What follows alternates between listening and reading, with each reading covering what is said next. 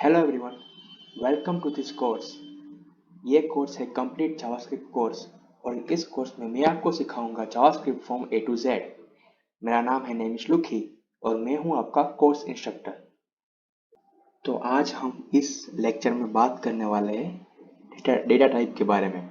तो जावास्क्रिप्ट के अंदर कई सारे डेटा टाइप हैं और हम जो वेरिएबल सेव करते हैं, मान लीजिए कि ABCD है तो उसका डेटा टाइप होगा स्ट्रिंग।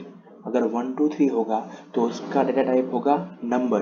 तो जावास्क्रिप्ट के अंदर कई सारे ऐसे डेटा टाइप्स है जिसके बारे में हमें जानना ज़रूरी है। तो जावास्क्रिप्ट है वो एक डायनेमिकली टाइप्ड लैंग्वेज है। उसका मतलब क्या होता है? तो डायनेमिकली टाइप्ड लैंग्वेज मतलब कि उसके अंदर अगर हम वेरिएबल के अंदर स्ट्रिंग सेव करें और उसके बाद हमें अगर उसके अंदर नंबर सेव करना हो तो हम उसे उस वेरिएबल की वैल्यू चेंज कर सकते हैं। बाकी कई लैंग्वेज है जैसे कि सी लैंग्वेज है तो उसके अंदर अगर हम कोई वेरिएबल के अंदर स्ट्रिंग सेव करें तो उसके बाद हम उसके अंदर नंबर सेव नहीं कर सकते। मतलब हम उसका डेटा टाइप चेंज नहीं कर सकते वेरिएबल का। बट जावास्क्रिप्ट के अंदर हम उसकी वैल्यू और उसका डेटा टाइप चेंज कर सकते हैं। तो हम उन सभी डेटा टाइप्स के बारे में इस लेक्चर में बात करेंगे। तो हम सबसे पहले शुरू करते हैं नंबर टाइप से। तो अगर मैं कोई वेरिएबल यहाँ पर डिक्लेयर करूँ और उसका नाम दूँ n और उसके अंदर वैल्यू सेव करूँ 5, तो ये जो वेरिएबल है n वेरिएबल, उसका जो टाइप है वो बन जाएगा नंबर टाइप। और अगर आपको कोई वेरिएबल का डेटा टाइप देखना है तो आप यूज कर सकते हैं टाइप ऑफ ऑपरेटर। ये जो टाइप ऑफ ऑपरेटर है उसे हम दो तरीके से यूज कर सकते हैं। पहले, अगर हम टाइप ऑफ ऑपरेटर लिखें और उसके बाद स्पेस छोड़ के हमारे जो वेरिएबल का नाम है वो नाम लिखे। मान लीजिए यहाँ पर मैंने n वेरिएबल का नाम लिखा है तो यहाँ पर मैं n लिखूंगा और उसे मैं कंसोल के अंदर प्रिंट कर दूंगा console डॉट log का यूज करके। ठीक है, तो आपको जो यहाँ पर आउटपुट मिलेगा वो होगा नंबर, क्योंकि आपका जो वेरिएबल यहाँ पर आपने डिक्लेयर किया है उसके अंदर आपने नंबर सेव किया है और उसकी वजह से जो हमारा जो n है वेरिएबल उसका टाइप हो जाएगा नंबर। और दूसरी तरीके से अगर हम टाइप ऑफ ऑपरेटर का यूज करना चाहे तो हम यूज कर सकते हैं यहाँ पर और एक काउंट्स डाल के उसके अंदर हम हमारा जो वेरिएबल है उसका नाम डाल सकते हैं। मतलब हम दो तरीके से यूज कर सकते हैं। पहला होगा टाइप ऑफ स्पेस वेरिएबल का नाम। ठीक है, वेरिएबल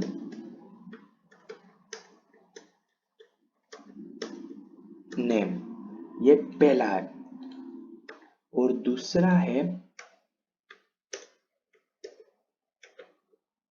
टाइप ऑफ और उसके बाद काउंट्स के अंदर वेरिएबल का नाम। तो हम ये दो मेथड है उसका यूज कर सकते हैं हमें जब हमारे वेरिएबल का टाइप देखना हो।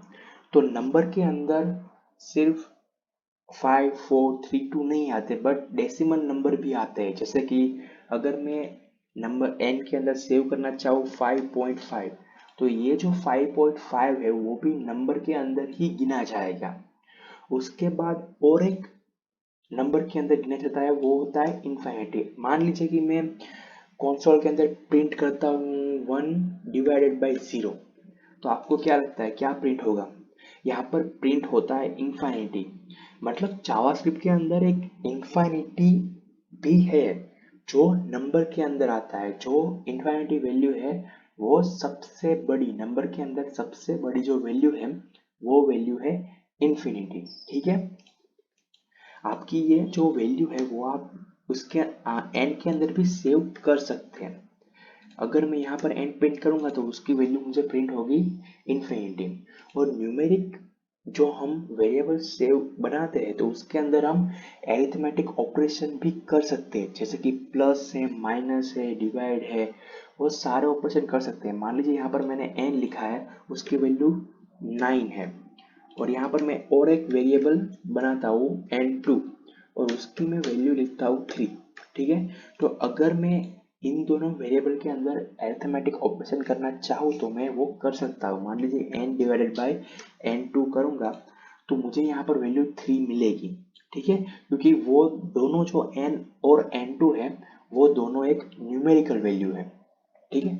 और मान लीजिए यहाँ पर आपने अरिथमेटिक ऑपरेशन किया है और आपने कोई ऐसा ऑपरेशन किया है जो ऑपरेशन पॉसिबल ही नहीं है। मान लीजिए कि जो ये n है वो एक स्ट्रिंग है, मैं आपको बताऊंगा स्ट्रिंग क्या है। मान लीजिए ये स्ट्रिंग है, ठीक है, यहाँ पर मैंने अपना नाम लिख दिया नेम्स, ठीक है। और अब मैं n को डिवाइड करूंगा n2 से, मतलब स्ट्रिंग को मैं डिवाइड करूंगा नंबर से, अल्फाबेट को मैं नंबर से डिवाइड करूंगा, ये पॉसिबल नहीं है। तो अगर मैं कोई ऐसा अरिथमेटिक ऑपरेशन करूंगा तो यहाँ पर मुझे आउटपुट मिलेगा NaN। NaN का फुल फॉर्म है नॉट अ नंबर, ठीक है। तो अगर मैं कोई ऐसा अरिथमेटिक ऑपरेशन करूंगा कि जिसकी कोई वैल्यू पॉसिबल ही नहीं है तो मुझे आउटपुट मिलेगा NaN, वो भी एक नंबर ही है, उसका डेटा टाइप भी नंबर है। तो नंबर के अंदर इंफिनिटी और NaN और 1 2 3 4 डेसिमल वैल्यू, वो सारे जो वैल्यूज है वो सारी वैल्यूज नंबर डेटा टाइप के अंदर इंक्लूड होती है। नंबर वेरिएबल के अंदर हम सिर्फ नंबर सेव कर सकते हैं 2⁻53 - 1 से -2⁻53 - 1 तक की वैल्यू, ठीक है। उससे बड़ी अगर हम नंबर की वैल्यू डालेंगे तो हमारा वेरिएबल उसे स्टोर नहीं कर पाएगा। और अगर हमें उससे बड़ी वैल्यू स्टोर करनी हो तो हम क्या करें। मान लीजिए कि मैंने यहाँ पर जो n वेरिएबल बनाया है उसकी मैं वैल्यू सेव करता हूँ, बहुत बड़ी वैल्यू सेव करता हूँ, ठीक है। ये जो पूरी वैल्यू है वो वैल्यू मैंने n के अंदर सेव की है। आप देख सकते हैं ये एक नंबर ही है, ठीक है। अगर मैं यहाँ पर उसे प्रिंट करूंगा तो आप देख सकते हो कि मुझे जो वैल्यू है वो पूरी वैल्यू नहीं मिली, मुझे यहाँ पर वो वैल्यू हमारी थी वो चेंज हो गई और वो चेंज वाली जो वैल्यू थी वो वैल्यू मुझे मिल रही है, मुझे ये जो पूरा नंबर था वो नहीं मिल रहा। तो अगर मुझे वो बहुत बड़ा नंबर हो और वो नंबर मुझे वेरिएबल के अंदर सेव करना हो तो मुझे क्या करना होगा। तो उसके लिए एक और डेटा टाइप है और उसका नाम है बिग इंट, मतलब बिग इंटीजर। हमें अगर बहुत बड़ी वैल्यू सेव करनी है तो हम यूज करेंगे बिग इंट। और हम जब बिग इंट का यूज करते हैं तब हम हमारे नंबर के पीछे n ऐड करते हैं, हमारा जो पूरा नंबर है वो लिखेंगे और उसके बाद हम n ऐड कर देंगे। अगर अब मैं यहाँ पर से प्रिंट करूंगा तो आप देख सकते हो कि मुझे यहाँ पर बिग इंट मिल रहा है। तो ये जो बिग इंट है वो जो काउंट्स के अंदर मुझे यहाँ पर दिखाई नहीं दे रहा है क्योंकि ये कंसोल छोटा है, बट ये जो काउंट्स है उसके अंदर हमें हमारी जो सारी पूरी वैल्यू है वो पूरी वैल्यू हमें उसके अंदर मिल जाएगी। मतलब हम अब उसका यूज करके हमारी वैल्यू के अंदर कोई अरिथमेटिक ऑपरेशन कर सकते हैं। अब है आगे स्ट्रिंग। तो स्ट्रिंग क्या है, मतलब अल्फाबेटिक, मतलब ए बी सी डी, यहाँ पर 1 2 3 वो सारे स्ट्रिंग के अंदर आएंगे। बट हम जब स्ट्रिंग लिखते हैं तो हम स्ट्रिंग लिखते हैं डबल इन्वर्टेड कोमा के अंदर, ठीक है, डबल कोमा के अंदर लिखते हैं। डबल कोमा या सिंगल कोमा या बैकटिक, इन तीन चीजों का यूज करके हम स्ट्रिंग डिफाइन कर सकते हैं। मान लीजिए कि मतलब स्ट्रिंग क्या होती है, मान लीजिए, ठीक है, ये जो हमने पूरा नंबर लिखा है वो नंबर वो नंबर है। बट हमें अगर उसे स्ट्रिंग में कन्वर्ट करना हो तो हम क्या करेंगे, हम आगे और पीछे डबल कोमा ऐड कर देंगे।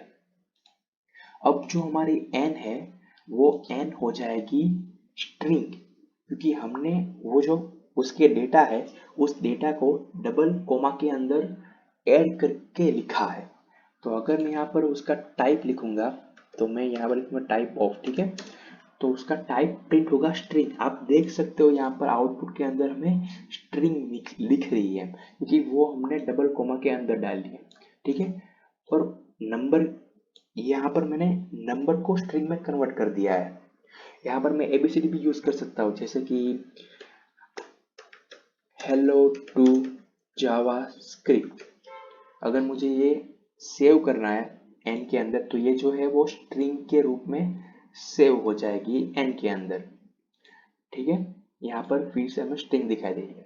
बट हम क्यों डबल कोमा सिंगल कोमा का यूज करते हैं? मान लीजिए कि मुझे हमारे स्ट्रिंग के अंदर डबल कोमा का यूज करना है। यहाँ पर जो है टू है, वो टू हमें डबल कोमा के अंदर प्रिंट करवाना है। ठीक है, तो यहाँ पर मैं अगर डबल कोमा का यूज करूंगा फिर से, तो मुझे यहाँ पर एरर दिख रही है।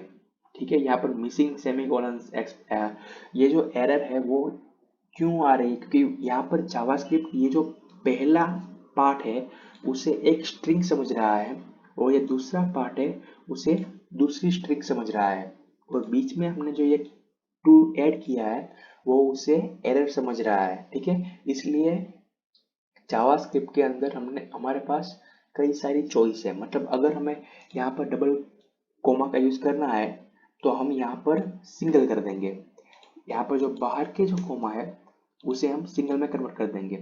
अगर अब मैं इसे प्रिंट करूंगा तो आप देख सकते हो, टाइप ऑफ निकालना पड़ेगा। अब मैं सेव करूंगा तो आप देख सकते हो कि मुझे यहाँ पर जो ब्राउजर है उसकी वजह से हमें ऐसा आउटपुट मिल रहा है।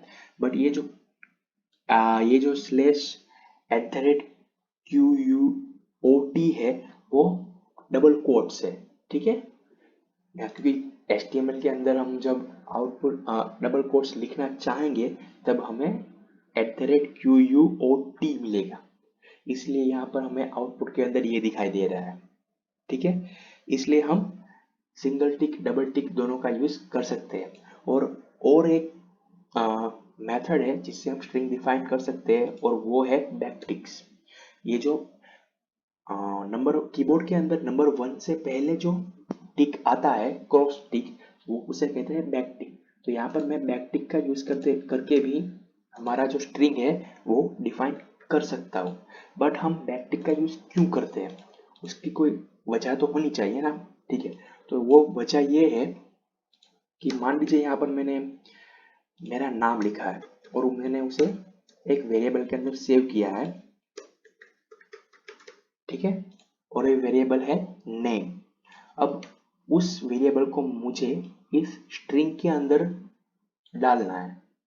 ठीक है, हेलो टू नेमिश, मुझे लिखना है हेलो टू जावास्क्रिप्ट की जगह नेमिश। बट मुझे डायरेक्ट नेमिश नहीं लिखना, मुझे उस वेरिएबल का यूज करना है, जिससे कि अब मैं वेरिएबल चेंज करूंगा तो वहां पर नाम भी चेंज हो जाएगा। तो उसके लिए हम यूज करते हैं $, और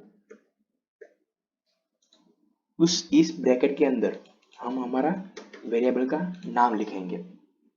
और अब अगर मैं सेव करूंगा तो आप देख सकते हो कि यहाँ पर मुझे नेम दिख रहा है। अगर मुझे स्ट्रिंग के अंदर वेरिएबल का यूज करना हो तो हम बैकटिक्स का यूज करते हैं, और डॉलर के अंदर, काउंट्स के अंदर हम वेरिएबल का नाम लिखते हैं। ठीक है, तो यहाँ पर 3 मेथड हमने सीखी जिससे हम स्ट्रिंग डिफाइन कर सकते हैं। अब आगे है बुलियन। तो बुलियन वैल्यू है वो है true and false. True and false string ही है, बट हम उसे डबल कोमा के अंदर नहीं डालते। अगर हम डबल कोमा के अंदर डालेंगे तो उसका डेटा टाइप बन जाएगा स्ट्रिंग। बट अगर हम उसे डबल कोमा के बिना लिखेंगे तो उसका डेटा टाइप बन जाएगा बुलियन। यहाँ पर मान लीजिए यहाँ पर मैं एक नाम लिखता हूँ बुल, बराबर। ठीक है, और उसका मैं वैल्यू कर दूंगा ट्रू, और अगर मैं उसका टाइप देखूंगा तो उसका टाइप होगा बुलियन। बट अगर मैं उसे डबल कोमा के अंदर लिख दूंगा तो यहाँ पर टाइप चेंज हो जाएगा स्ट्रिंग के अंदर। आप देख सकते हैं यहाँ पर हो गया टाइप स्ट्रिंग। अगर मैं यहाँ पर उसे डबल कोमा को निकाल दूंगा तो हो जाएगा टाइप बुलियन। तो ट्रू और फॉल्स ये दो वैल्यू है जो बुलियन के अंदर आती है, जो रिप्रेजेंट करती है यस और नो को। हम वैल्यू सिर्फ ट्रू और फॉल्स से नहीं, बट कोई एरिथमेटिक कंपैरिजन ऑपरेटर का यूज करके भी कर सकते हैं। मतलब कि 4 इज ग्रेटर देन 1, तो यहाँ पर वैल्यू होगी, बुल की वैल्यू होगी ट्रू, क्योंकि वो ट्रू है, 4 इज ग्रेटर देन 1। अगर मैं यहाँ पर लेस देन लिखूंगा तो हमें वैल्यू मिलेगी फॉल्स, क्योंकि ये जो हमारा कंपैरिजन ऑपरेटर है वो गलत है। तो ये था हमारा डेटा टाइप बुलियन, जिसके अंदर दो वैल्यू सेव होती है, ट्रू एंड फॉल्स, जो रिप्रेजेंट करती है यस और नो। अब नेक्स्ट है नल। तो नल क्या है? तो नल वैल्यू भी एक वैल्यू है जो रिप्रेजेंट करती है एम्प्टी, नल, कुछ नहीं, खाली, नथिंग। अगर मैं कोई वेरिएबल लिखूं नेम और मेरे पास कोई नाम ही नहीं है, कोई वैल्यू नहीं है, तो मैं उसे असाइन कर दूंगा नल। अब उसकी वैल्यू हो गई नल, क्योंकि उसके अंदर कोई नाम ही नहीं है, वो खाली है। ठीक है, तो उसका अगर हम उसका टाइप देखेंगे तो हमें टाइप मिलेगा ऑब्जेक्ट। नल एक डेटा टाइप है, बट हमने टाइप ऑफ का यूज करके उसका टाइप देखा तो वो मिला हमें ऑब्जेक्ट, क्योंकि जो हमारी ओल्ड जावास्क्रिप्ट है उसके अंदर नल है, वो एक ऑब्जेक्ट है। और जावास्क्रिप्ट के वर्जन चेंज हुए, बट ये जो स्पेसिफिक एरर है वो अभी तक चेंज नहीं हुई। इसलिए हम जब टाइप ऑफ का यूज करके नल वैल्यू का टाइप देखेंगे तो हमें वो मिलेगा ऑब्जेक्ट। बट नल है वो एक डेटा टाइप है अपने आप ही, जो रिप्रेजेंट करता है नथिंग, एम्प्टी। यहाँ पर नेम की वैल्यू है नल, बट उसकी तरह ही एक दूसरा है अनडिफाइंड। मान लीजिए यहाँ पर मैंने नेम की वैल्यू नल कर दी है, मतलब कि हमारा जो वेरिएबल है वो खाली है, वो दिखाने के लिए। बट अगर हम उसकी कोई वैल्यू सेट ही नहीं करें, अगर उसे हम कोई वैल्यू डिफाइन ही नहीं करेंगे, तो उसकी वैल्यू बन जाएगी अनडिफाइंड, क्योंकि हमने उसके अंदर कोई वैल्यू डाली ही नहीं है। और अगर हम उसका टाइप देखेंगे तो उसका टाइप होगा अनडिफाइंड, क्योंकि वो एक डेटा टाइप है, इसलिए उसकी टाइप भी हो जाएगा अनडिफाइंड और उसकी वैल्यू भी है अनडिफाइंड, क्योंकि हमने वेरिएबल के अंदर जो डेटा डालना चाहिए वो डाला ही नहीं है, वो खाली है। मतलब खाली एक तरीके से खाली है, बट हमने उसे डिफाइन ही नहीं किया। अगर हमें उसे खाली दिखाना हो तो हम उसकी वैल्यू करते हैं नल, बट हमें उसे कोई डेटा दिया ही नहीं है, इसलिए उसकी वैल्यू है अनडिफाइंड। और हमारा लास्ट है ऑब्जेक्ट। अगर हमें कोई की और वैल्यू पेयर के अंदर हमें कोई डेटा सेव करना हो तो हम सेव करते हैं ऑब्जेक्ट के अंदर। मान लीजिए यहाँ पर मैंने एक ऑब्जेक्ट वेरिएबल बनाया है, उसका नाम दिया है यूजर। तो यूजर के अंदर पहले वैल्यू आती है नेम, तो नेम होगा नेम इज, ठीक है। और उसकी आएगी एज, तो उसकी एज होगी नंबर के अंदर मान लीजिए 20, ठीक है। तो ये जो हमने क्रिएट किया है वो है ऑब्जेक्ट, उसके अंदर में हमने हमारा डेटा डाला है, और डेटा के अंदर ये जो नेम है वो की है, और ये जो हमारी स्ट्रिंग है वो हमने हमारी वैल्यू डाली है। और यहाँ पर उसी तरह एज है वो एक की है, की, और उसकी ये जो 20 है वो हमने वैल्यू डाली है। और अगर हमें इस डेटा को यूज करना हो तो हम यूज करते हैं यूजर डॉट नेम। अगर मैं यूजर हमारा जो वेरिएबल का नाम है वो, और डॉट के बाद हमारी जो की का नाम है वो की का नाम, और अगर सेव करूंगा तो मुझे आउटपुट मिलेगा नेम इज, ठीक है। अगर मुझे एज चाहिए तो मैं यहाँ पर एज लिखूंगा, जिससे मुझे यहाँ पर आउटपुट मिलेगा हमारी एज वैल्यू जो सेव की थी हमारे एज की के अंदर, वो एज वैल्यू। और डॉट की जगह हम यूज करते हैं स्क्वायर काउंट्स, स्क्वायर ब्रैकेट्स। मान लीजिए यहाँ पर मैं यूज करूंगा स्क्वायर ब्रैकेट्स और उसके अंदर लिखूंगा नेम। तो जो हमारी यूजर की नेम की वैल्यू थी वो नेम की वैल्यू हमें मिल जाएगी। और अगर नेम की वैल्यू, और अगर हम जब स्क्वायर यूज करते हैं तब हमें उससे हमारा जो की है वो हमें डबल कोट्स के अंदर लिखनी पड़ती है, ठीक है। वो बात याद रखिएगा। हम जब डॉट यूज करते हैं तब हमारी की का नाम हम डायरेक्ट लिख सकते हैं, बट हम जब स्क्वायर ब्रैकेट्स का यूज करते हैं तब हमें हमारी की का नाम डबल कोट्स के अंदर लिखना पड़ता है, तभी हमें हमारा डेटा मिलेगा। अगर हम यहाँ पर एज लिखेंगे तो हमें यहाँ पर एज मिल जाएगी। और अगर हम उसका टाइप देखेंगे तो टाइप ऑफ, यहाँ पर टाइप ऑफ नंबर आया, पर नंबर किसका आया? नंबर हमने जो एज हमारी सेव की है हमारे ऑब्जेक्ट के अंदर, उसका डेटा टाइप नंबर है, क्योंकि उस हमने एज सेव की है नंबर के अंदर। अगर हम यहाँ पर नेम लिखेंगे तो वो आएगा स्ट्रिंग। और अगर हम यहाँ पर कुछ नहीं लिखेंगे, हम सिर्फ हमारे ऑब्जेक्ट मतलब यूजर का टाइप चेक करेंगे, तो वो होगा ऑब्जेक्ट, क्योंकि वो है ऑब्जेक्ट जिसके अंदर हमने दूसरे वेरिएबल्स डिफाइन किए हैं। तो आज के लिए सिर्फ इतना ही। हम इन सभी के बारे में और भी डीप में बात करेंगे हमारे आने वाले लेक्चर्स में। Thank you for watching our video. If you enjoy our video, please like, comment, share and subscribe our channel The Coding Jungle. Thank you.